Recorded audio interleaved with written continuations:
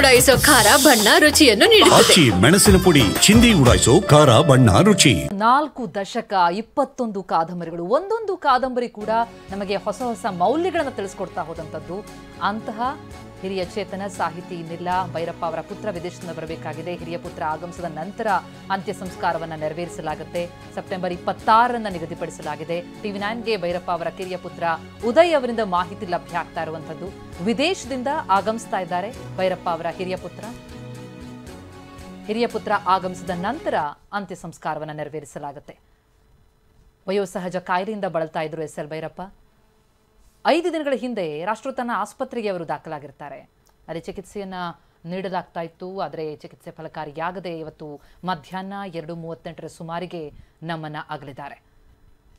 ಅವರ ಒಂದೊಂದು ಕೃತಿ, 2 ಕಾದಂಬರಿಗಳು ಸಿನಿಮಾ ಆಗಿದೆ, ಸೀರಿಯಲ್ ಆಗಿ ಧಾರಾವಾಹಿಯಾಗಿ ನಾವು ಗೃಹಭಂಗವನ್ನ ನೋಡಿದ್ವಿ.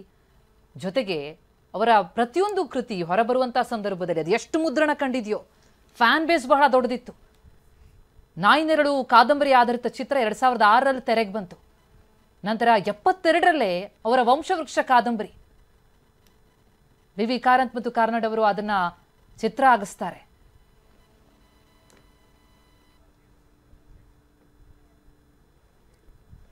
ನಮ್ಮ ಮೈಸೂರು ಪ್ರತಿನಿಧಿ ರಾಮ್ ಅಲ್ಲಿನ ಗಣ್ಯರನ್ನ ಮಾತನಾಡಿಸಿದ್ದಾರೆ. ಇದಕ್ಕೆ ಸಂಬಂಧಪಟ್ಟಂತೆ ಮಾತನಾಡಿದ್ದಾರೆ, ಕೇಳೋಣ ಬನ್ನಿ. ನಮ್ಮ ನಗಲಿದ ಹಿರಿಯ ಸಾಹಿತಿ SL ಭೈರಪ್ಪ ಅವರ ಅಂತ್ಯಕ್ರಿಯೆಯನ್ನು ಮೈಸೂರಿನಲ್ಲೇ ನೆರವೇರಿಸಲು ಕುಟುಂಬಸ್ಥರು ನಿರ್ಧರಿಸಿರುವ ಬಗ್ಗೆ ಮಾಹಿತಿ ಲಭ್ಯವಾಗಿದೆ. ಶುಕ್ರವಾರ ಮಧ್ಯಾಹ್ನ ಮೈಸೂರಿನಲ್ಲಿ ಅಂತ್ಯಕ್ರಿಯೆ ನೆರವೇರಲಿದೆ. ಬ್ರಾಹ್ಮಣ ಸಂಪ್ರದಾಯದಂತೆ ಮೈಸೂರಿನ ಚಾಮುಂಡಿ ಬೆಟ್ಟದ ತಪ್ಪಲಿನಲ್ಲಿರುವಂತಹ ರುದ್ರಭೂಮಿಯಲ್ಲಿ ಅಂತ್ಯಕ್ರಿಯೆ ನೆರವೇರಲಿದೆ ಅನ್ನೋ ಮಾಹಿತಿ ಲಭ್ಯವಾಗಿದೆ. ಈ ಬಗ್ಗೆ ಮಾತಾಡಲಿಕ್ಕೆ ಹೊಯ್ಸಳ ಕರ್ನಾಟಕ ಸಂಘದ ಅಧ್ಯಕ್ಷರಾದಂಥ ಸತ್ಯನಾರಾಯಣ್ ನಮ್ಮ ಜೊತೆಗಿದ್ದಾರೆ. ಸರ್, ತಾವು ಸಾಕಷ್ಟು ಒಡನಾಟವನ್ನು SL ಭೈರಪ್ಪ ಅವರ ಕುಟುಂಬದ ಜೊತೆಗೂ ಸಹ ಹೊಂದಿದ್ರಿ. ಇದೀಗ ಬ್ರಾಹ್ಮಣ ಸಂಪ್ರದಾಯದಂತೆ ಶುಕ್ರವಾರ ಮಧ್ಯಾಹ್ನ ಅಂತ್ಯಕ್ರಿಯೆ ಅನ್ನೋ ಮಾಹಿತಿ ಲಭ್ಯವಾಗಿದೆ. ಏನೆಲ್ಲ ಮಾಹಿತಿ ಲಭ್ಯವಾಗಿದೆ ಸರ್? ಅದು ಬ್ರಾಹ್ಮಣ ಸಂಪ್ರದಾಯದಂತೆ ನಾವು ಅದನ್ನು ಅಂತ್ಯಕ್ರಿಯೆ ಮಾಡಲೇಬೇಕು. ಯಾಕೆ ಅಂತ ಅದಕ್ಕೆ ನಮಗೆ ಒಂದು 2 ರಿಂದ 2.5 ಗಂಟೆ ಕಾಲ ನಮಗೆ ಅದು ಟೈಮ್ ತೊಗೊಳುತ್ತೆ. ಯಾಕೆಂದರೆ ಇಲ್ಲಿ ನಮ್ಮಲ್ಲಿ ಯಾರೂ ಲೇಡೀಸು ಇದು ಮಶಾನಕ್ಕೆ ಬರೋದಿಲ್ಲ. ಅಂತಿಮ ಲೇಡೀಸ್ ಎಲ್ಲರೂ ಅವ್ರ ಮನೆ ಅವರೆಲ್ಲಿ ಇದು ಮಾಡ್ತಾರೋ ಅಲ್ಲೇ ಬಂದು ನೋಡ್ಕೋಬೇಕು.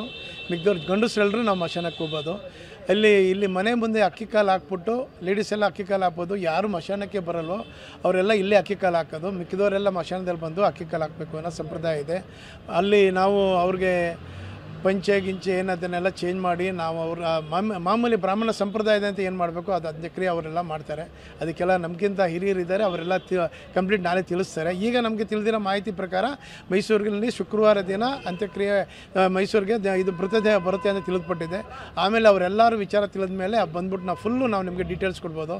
ಯಾಕೆಂದರೆ ನಾವು ಈ ವಿಚಾರ ಈಗ ಎಲ್ಲಿ ಅಂತ್ಯಕ್ರಿಯೆ ನಡೆದಿರುವಂಥದ್ದು ಅದ್ರ ಬಗ್ಗೆ ಏನಾದ್ರು ಮಾಹಿತಿ ಲಭ್ಯವಾಗಿದೆ? ನನ್ನ ಮಾಹಿತಿ ಪ್ರಕಾರ ಮೈಸೂರಿನ ಚಾಮುಂಡಿ ಬೆಟ್ಟದಲ್ಲೇ ಆಲ್ಮೋಸ್ಟ್ ಆಲ್ ಆಗುತ್ತೆ ಅಂತ ನಾವು ಅನ್ಕೊಂಡಿದ್ದೀವಿ. ಯಾಕೆಂದ್ರೆ ರಾಷ್ಟ್ರೋತ್ಥಾನ ಆಸ್ಪತ್ರೆಯಲ್ಲಿ ಅವರು ಚಿಕಿತ್ಸೆ ಪಡಿತಾ ಇದ್ರು. ಸಾವಿಗೂ ಮುನ್ನ ಅಲ್ಲಿನ ವೈದ್ಯರು ಮಾತನಾಡ್ತಿದ್ದಾರೆ. ನಾಳೆ ಬೆಳಗ್ಗೆ 8 ಗಂಟೆಯಿಂದ ರವೀಂದ್ರ ಕಲಾಕ್ಷೇತ್ರದಲ್ಲಿ ಅವರ ಪಾರ್ಥಿವ ಶರೀರವನ್ನು ಸಾರ್ವಜನಿಕ ಪ್ರದರ್ಶನಕ್ಕೆ ಇಡಲಾಗುತ್ತದೆ. ನಮಸ್ಕಾರ ಮೇಡಮ್. 1 ಗಂಟೆಗೆ ಇಲ್ಲಿ ಬಂದಿದ್ದ ಅಥವಾ ಹಾಸ್ಪಿಟಲ್ ಅಡ್ಮಿಟ್ ಇದ್ರ? 3 ದಿವಸದಿಂದ ಹೇಳಿದ್ನಲ್ಲ, 3 ದಿವಸದಿಂದ ಅಡ್ಮಿಟ್ ಆಗಿದ್ರು. Namaste to everyone.